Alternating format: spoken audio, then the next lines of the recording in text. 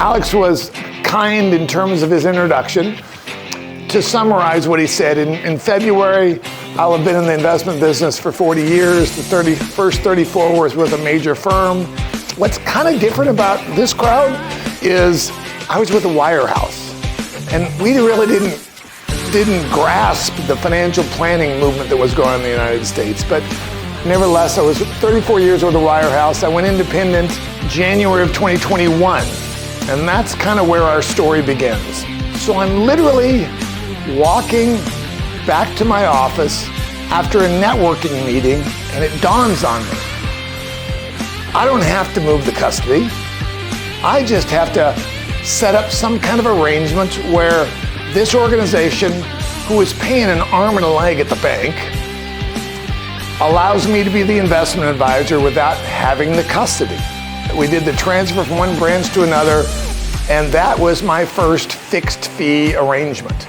So in that particular case, every calendar quarter, my RIA, invoices the client.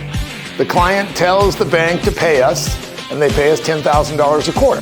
What occurred after that is I started to see other circumstances where that same approach applied, where what I was selling wasn't asset management, wasn't really a financial plan per se.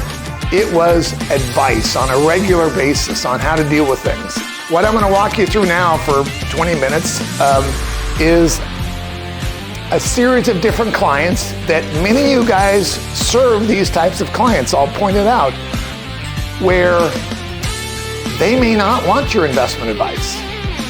What I do with Sam is literally, and this is next Monday, literally once a month, once a quarter, I will meet him at the Four Seasons in Palo Alto. We'll sit in the lobby and I'll get an update on what progress he's made, and we'll start talking about different things that he can do to kind of address tax issues. We'll exercise those as the years go by, but every time she exercises them, it's a taxable event.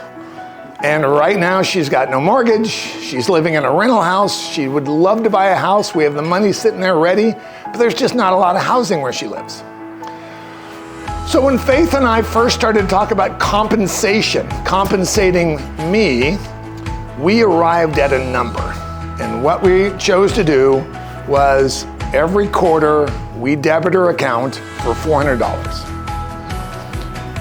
Then, that was in 2023.